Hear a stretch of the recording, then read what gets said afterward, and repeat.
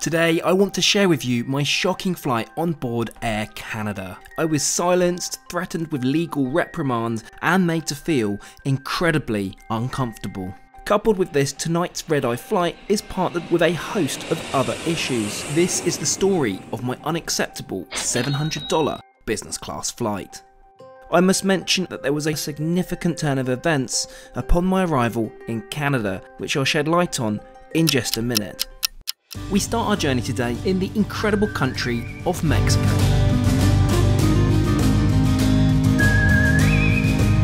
Unfortunately, there are no tequila sunrises for me. I've just arrived into Mexico City Airport fresh off another flight. I have only a few hours before my flight to Canada, so I sought refuge in a rather unique capsule hotel. After a couple of hours of chill, side note, would you try one of these?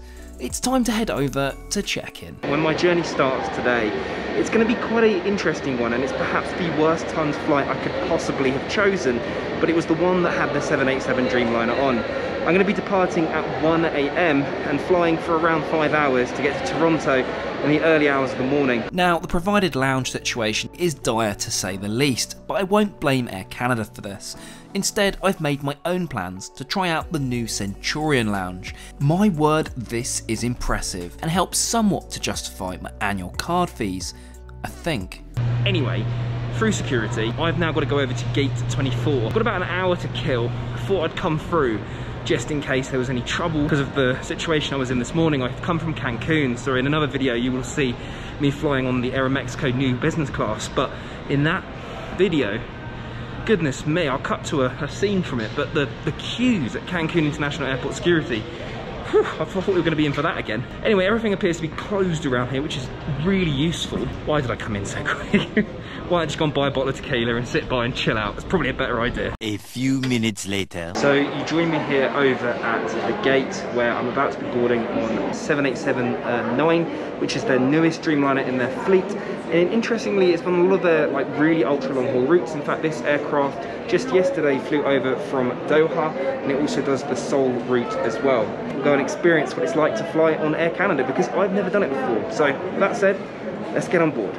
So it was quite a complicated process just then. Basically, because I'm not allowed to enter Canada, but I am transiting, it does throw up a few curveballs. Thankfully, as I'm au fait with thematics, I knew transit was 100% possible, but remember to check regularly, especially at the moment. Upon boarding, everything seemed as usual. I was welcomed on board and directed to my seat.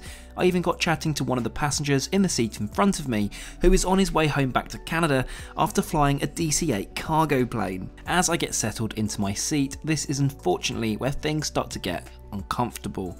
The same FA who had welcomed me on board came over. I was thinking perhaps a welcome drink, but instead questioned me intently over my GoPro and what I'm exactly doing with it. I explained I document my travels around the world, reviewing airlines. I said I was super excited to fly on Air Canada today, as it's my first time. With no response to that, I was told abruptly that I must not film the crew or other passengers. I explained that as always, I never film the crew or other passengers, it's my policy, unlike some travel vloggers. With no response to that, they walk away, leaving me feeling a tad uneasy, but hopeful my response satisfied their concern, which I get is important to establish.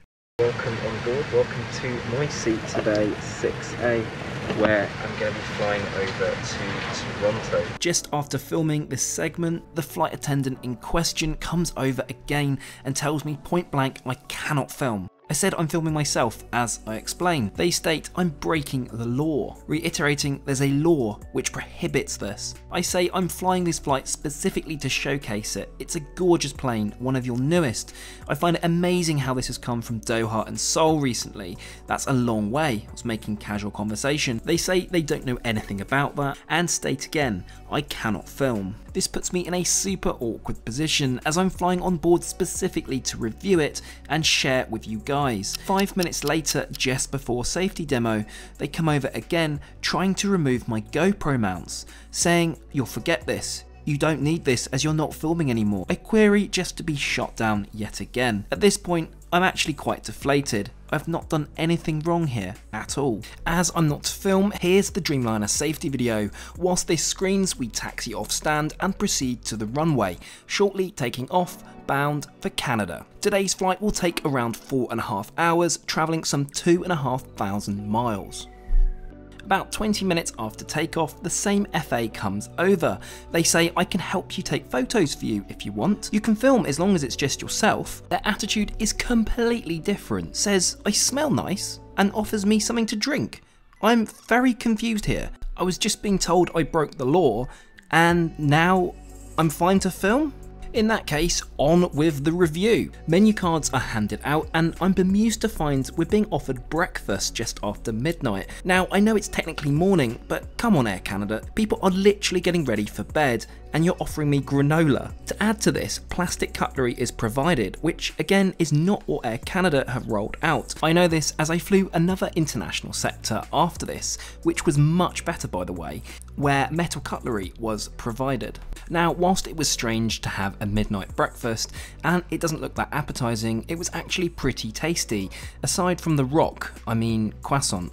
Sadly, I see offering breakfast here is just a cost cut rather than anything else. For drink, I went for a ginger ale. Do note that Air Canada do not offer any hard liquor at the moment. Right, time for a loo review, and today it's with a view. As far as loos go, this was decent, clean, and I loved the maple leaf wall design. The bathroom was stocked with the Truvy amenities, which I love.